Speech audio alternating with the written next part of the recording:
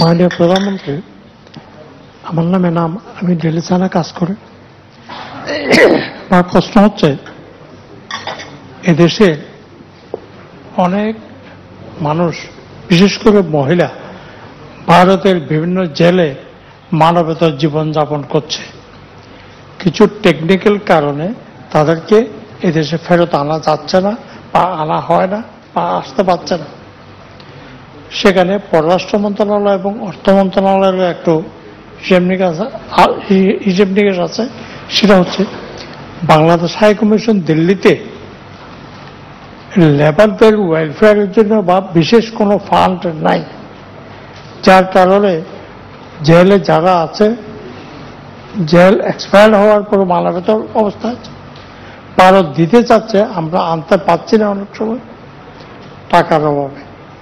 সামান্য একটা ফান্ড যদি বাংলাদেশ হাই কমিশনকে প্রোভাইড করা হয়, তাহলে ওই যে সমস্ত লোকজন ওখানে পড়ে আছে বিভিন্ন জেলে, পার্টিকুলারলি পুনে, বোম্বে, হায়দ্রাবাদ, বেঙ্গালোর, অনেক দূরে দূরে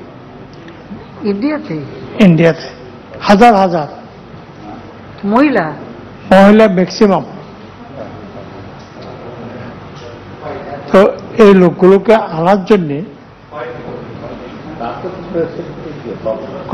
কয়েক হাজার, আপনারা না জানে বললেন, আমি বাংলাদেশ হাই কমিশন আমি ছিলাম, আপনি তো ছিলেন। হ্যাঁ, ওখানে আছে, মানবতার জীবন যাপন করছে। অনেকে এসে আবার অনেকে যায়। হিউম্যান ট্রাফিকিং এর ইনভলভমেন্ট এটা, সেটা কোনো ব্যবস্থা করা যায় কিনা, একটা বিশেষ বরাদ্দ দিলে সামান্য। আমি একটা কথা বলি, আমাদের কিন্তু ওখানে এটা টাকার কোনো বিষয় না। আমাদের প্রবাসী কল্যাণ মন্ত্রণালয় থেকে কিন্তু এসব ক্ষেত্রে টাকা ব্যয় করা হয়, কিন্তু যে সমস্যা হচ্ছে এর মধ্যে অনেক জায়গায়, যেমন একবার শিশু পাচার, আমরা কিছু শিশু উদ্ধার করে নিয়ে আসি।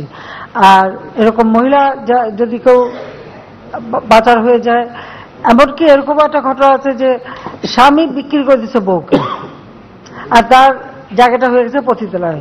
তো সেখান থেকেও কিন্তু আমরা উদ্ধার করে নিয়ে আসছি। যখন আমরা যেটা খবর পাই, আমরা কিন্তু উদ্ধার করে নিয়ে আসি।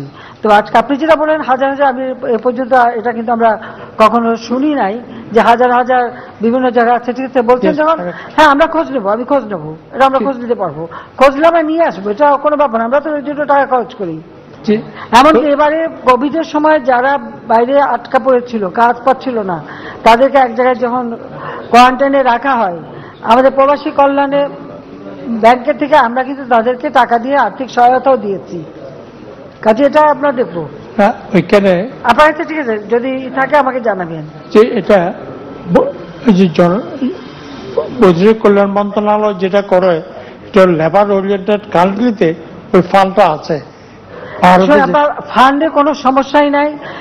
নিয়মিত যখনই আমরা খবর পাচ্ছি, সাথে সাথে তাদের কিন্তু ফেরত আনা হচ্ছে, নিয়মিত আনা হচ্ছে।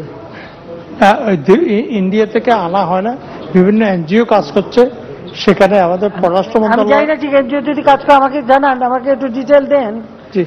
যেখানে যেখানে আছে আমরা কিন্তু নিয়ে আসি। প্রবাসী কল্যাণ মন্ত্রণালয় থেকেও যেমন দেওয়া হয়, আর আমাদের পররাষ্ট্র মন্ত্রণালয় কাজ করেই যাচ্ছে। একটা ছোট্ট প্রশ্ন, আমার কথা, আমার মনে হয় আপনি একটা কাজ করেন, কোথায় কতজন, যদি আপনার কাছে তথ্য থাকে তালিকাটা দেন, আমি নিয়ে আসবো, কোনো অসুবিধা নেই। জি, একটা ছোট্ট প্রশ্ন, এটা হলো, হ্যাঁ বলেন। ভারতের বিশেষ করে আগরতলা এবং এই বর্ডারিং এরিয়াতে মুক্তিযুদ্ধের অনেকগুলো স্মৃতিচিহ্ন আছে, যেগুলো ঠিকমতো ইয়ারমার্ক করা হচ্ছে না, ঠিকমতো যত্ন করা হচ্ছে না, ঠিকমতো সংস্কার করা হচ্ছে না। এই ব্যাপারে যদি একটু নজর দেখবো। এখন জন্ম সনদ দিয়ে খোলো বিকাশ স্টুডেন্ট অ্যাকাউন্ট। নিজের বিকাশ নিজে কর। আমি মনে হয় তোমারে ভালোবাসি, মনে হয় না, আসলেই ভালোবাসি।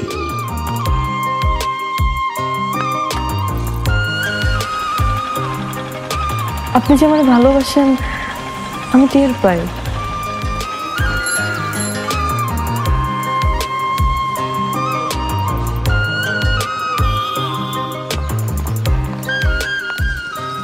বুকের বাম পাশে যে ব্যথাটা হয়, ওই ব্যথাটার কাছে প্রশ্ন করে দেখো না, ভালোবাসো কিনা। টাকা 10 টাকা ঘুরাইয়া দেখেন ভাগ্যের চাকা লটারি লটারি লটারি।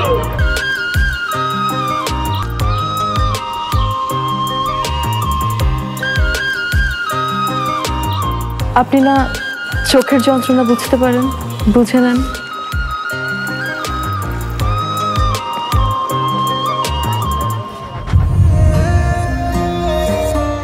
কিন্তু পুরো জগৎ মিথ্যা বলতে পারে, মানুষের চোখ কিন্তু কখনো মিথ্যা বলে না। তোমার ওই চোখ বলে তুমি আমারে ভালোবাসো। আপনি কি আমারে দেখছেন?